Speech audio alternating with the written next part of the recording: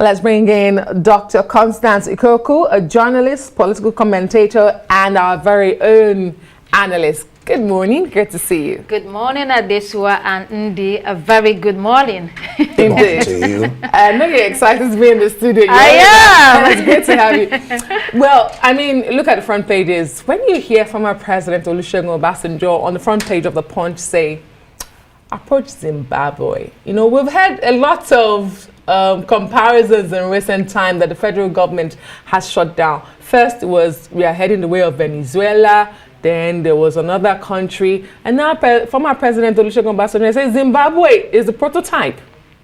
Yeah, you see, Venezuela and then Zimbabwe. I think Nigeria is facing one of its worst economic crises in years. A soaring inflation at almost 30%, and the currency that has hit an all-time low. That can be easy. But I think what essentially former President Olusegun Obasanjo is saying is that there's nothing that we are going through that hasn't happened in other countries.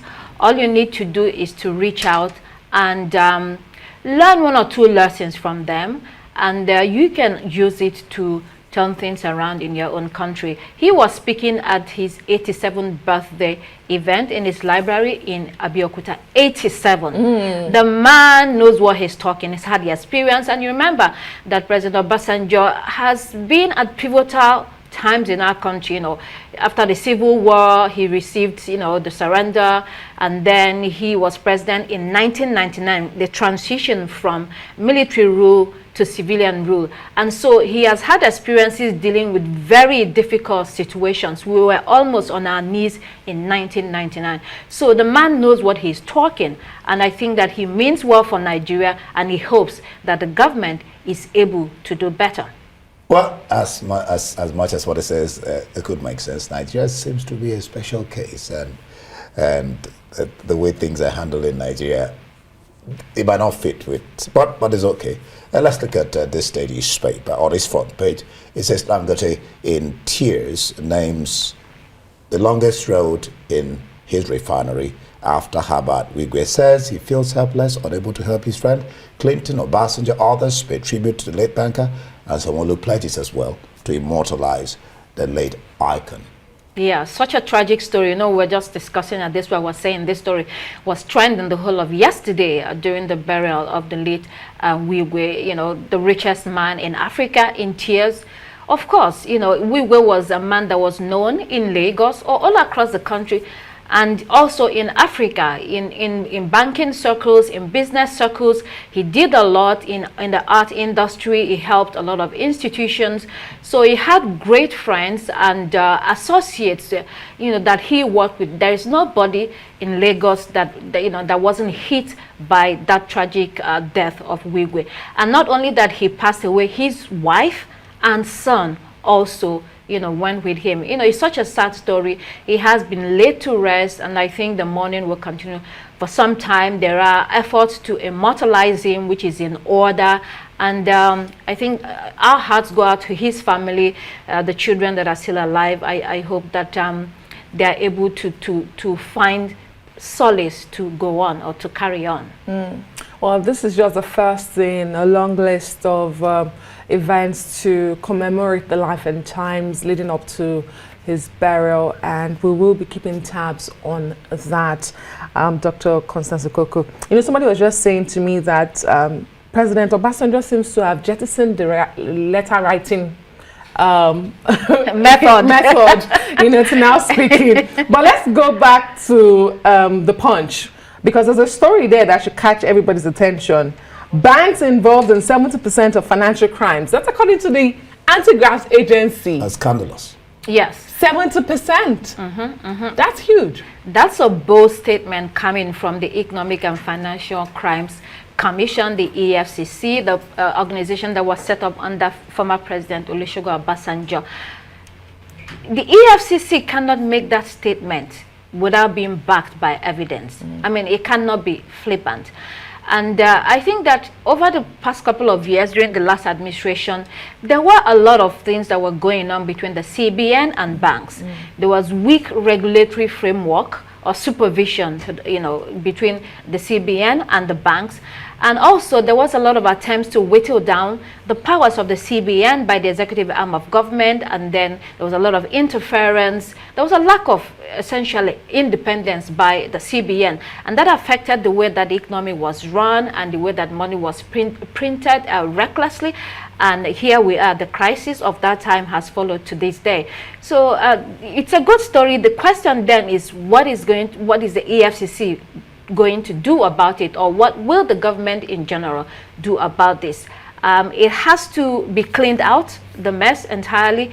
If not, I think it's going to be a very terrible consequence for our country if it continues on that trajectory.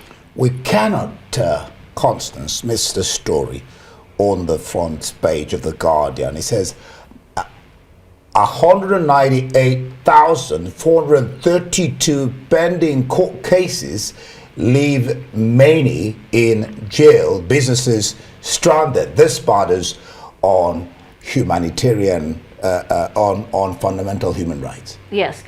This is not new at all. When you speak to people or when you go to the prisons, you see a lot of people that are languishing in jail, sometimes for crimes they did not commit, or in some cases the judgments or the court cases have been slowed down over a long period of time, so they cannot get justice, whether they are guilty or not. They do not know where they are. So I think the courts or the whole judiciary system needs to be revamped, under this government. Hopefully something can be done so that people that are not supposed to be in jail or languishing in jail for no reason, will be freed. And those who are guilty would then serve out their terms. That's okay. We'll talk about this FG beginning distribution. What do you think? Yeah. Distribution of grains? Yeah. Oh, distribution of grains. Well, we've been hearing this for about 2 weeks. Do you know anyone who has received the grains that were, they were being distributed? They haven't even started. They keep saying they have to start. They have to start. They haven't started. Especially in the light of people carting away grains stored in government warehouses.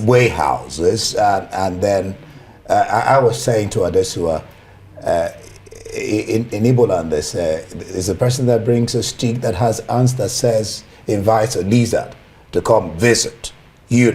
People are hungry. Yes, even definitely. though it's criminal. Definitely no. I mean, when people are pushed to the wall, they will react. That is what we see happening. It's not only the ones in Abuja. There was a truck somewhere in the north that was attacked, and then it was looted. It was a truck full of spaghetti from, I think, BUA. I can't remember which organization. But the thing is that it's an indication that we are in unprecedented times. Things are very difficult, and hopefully the government, the steps that they have been taken, will change the situation. And sorry, I'm not cutting you. I mean, I don't see what you heard when I think a government official said that, or government saying that these grains or foodstuffs were kept for the future. I mean, we're saying. In that report by correspondent Ferdinand Doha, in response to the incident in Abuja, the government apparently said they were storing them for the future. Makes no sense. But very quickly, Dr. Constance Ikokwu, let's flip to the international scene. What is wrong with the Tories? They are now finding it difficult to define what extremism is. What exactly is going on with them?